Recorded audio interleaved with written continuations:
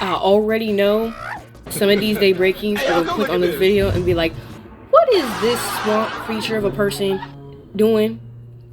They're laughing, they got their little caps on, hands on their bellies and stuff, and they're like, oh, what is this person saying? Stalker isn't low tier.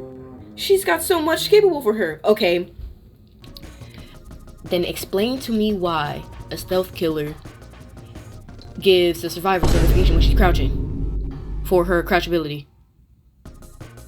Explain to me why we have a ghost, a possessed woman who can go into stealth mode where she has no heartbeat, but the survivors get a notification with a thud sound.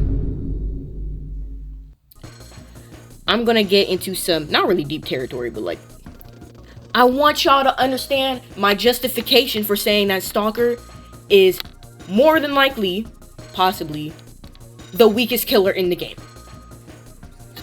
Hear me out. I hate to break it to you. Part 1. Nice. On this first edition of I Hate to Break It to You series, where if it does possibly become a series, I go over the nuances of the Daybreak killers or other characters that I feel like should be changed. Primarily, I feel like people know that I focus more on the killer side of Daybreak and how they play. But this video is just mainly a call out to how annoying I think I don't want to say the developers as a collective, but the process of creating stealth killers and them always like constantly getting nerfed. And the first part is a hard counter to their ability. In Stalker's case, her active is called Hide. Talia can crouch like survivors, and while crouch, her terror radius is hidden, keep that in mind, alongside her terror light at the cost of slowing herself down. If she goes within 18 studs of a downed survivor, her light and radius will come back. So like when you're close to somebody, you may not trigger music, but your light will still be up to make sure that you don't jump scare nobody. Her light and downing and killing a survivor while crouched will grant her 3 buffs. 3! Just let this be known. A temporary speed boost, detecting the closest survivor to her, which bypasses undetectability, which, if played correctly, can be even more viable than Idol in some cases, although I really believe she isn't even higher than Idol's ranking when it comes to the meta. The down survivor will have their aura hidden until they reach 50 bleed out. Kind of like a play on Janitor's 50 bleed out thing. Now, if we're gonna make it to where a killer can crouch, and her whole purpose is to slow down generators and just make her more difficult to spot, why are we adding a stinger and an icon that lets everybody know when she's crouched? That, in my mind at least, completely negates her active. That completely negates the reason for her to even be crouched, because now everybody's gonna be on high heels. They're gonna be like looking around constantly to see where she is when they see that notification, when they hear that notification, when they see that stinger. Why is it time and time again when we get killers that can hide their terror radius in some shape or form or fashion, that they get notified, except for Android, when they are in stealth?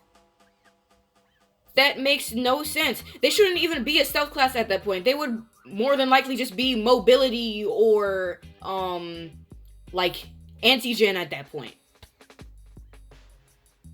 Okay, let me resurface here too. Disclaimer. With this video, I'm not saying that Stalker is like dog water. Like, I'm not hating on her. I don't think she's dookie and should be tossed in the trash. That's not what I'm saying. I really like her idea. It's just that the way she's being treated from a mechanic standpoint completely goes against her kit, which I don't understand. The way they nerfed her, I don't understand. If you were in Daybreak 1-2, you would know about this one skin that makes her almost pretty much pitch black. She's like shadowed out. She's a demon.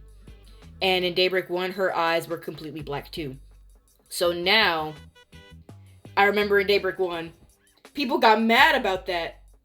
Whether it be survivor mains or killer mains, they're all haughty, getting up on their heels, be like, oh, I don't like that this stealth killer has a completely dark skin, where she's almost impossible to see, even though she's meant to be impossible to see anyway in normal circumstances. And they decided to make it to where her eyes were red, and that they would flash red periodically. It's a tiny change, which I understand. I understand the reason for adding it, but at the same time, it's like, I'm blinking, like, how does this make sense? Okay. And her passive with that active is called Seek, aka Hide and Seek. When Talia is crouching, survivors are afflicted with Terrified. Terrified survivors breathe louder and do gens 15%. Excuse me, I did make that incorrect. It was 15% instead of 20%. Slower, as well as having their visibility decreased.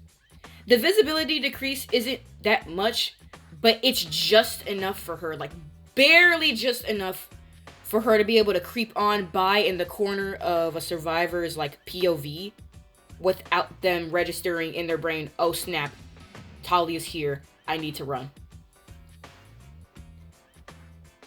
However, like I said, her ability is good. I believe her kit is pretty good at best.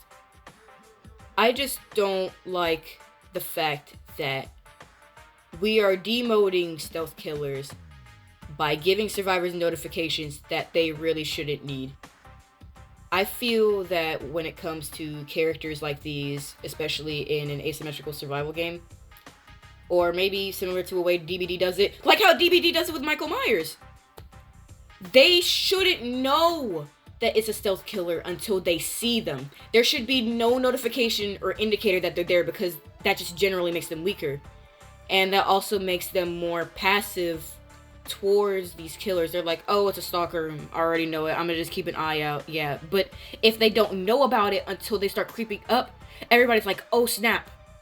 And I feel like stalker mains could really show who they are more than they already can and what they're already capable of if she did not give that notification and that heavy stinger every time she crouched.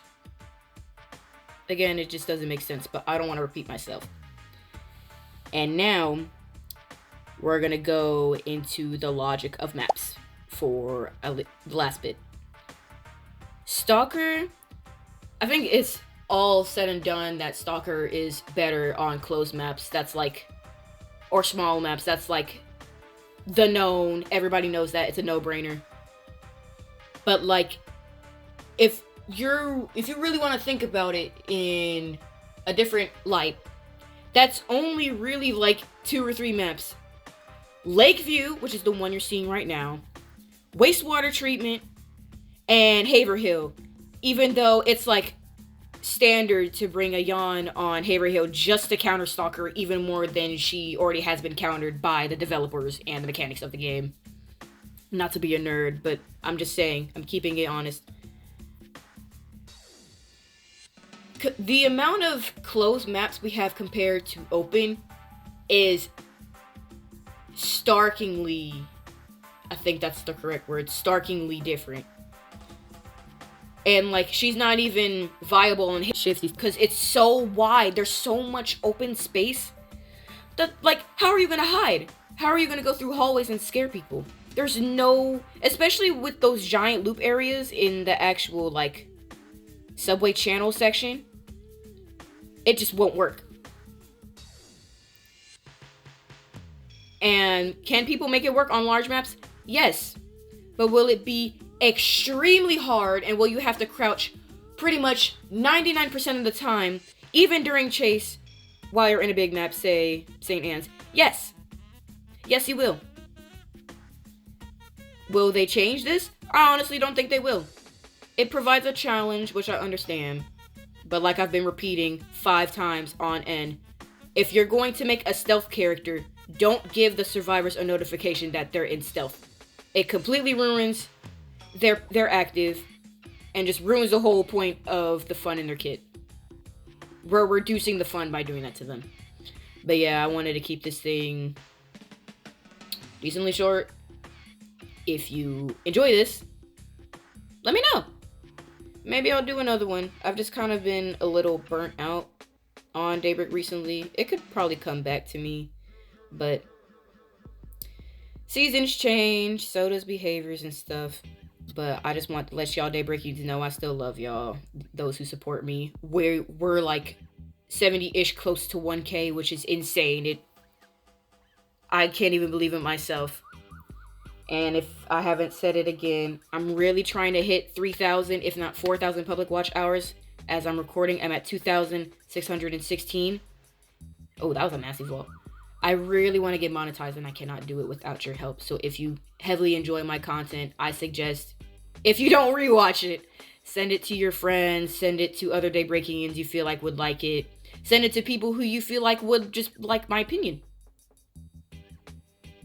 And again, I love y'all so much. Stay creative. Always follow your dreams. I don't want to be that crazy, but you're here for a reason. If you have the heart and the mind to do it, set to it. Get to it. Peace.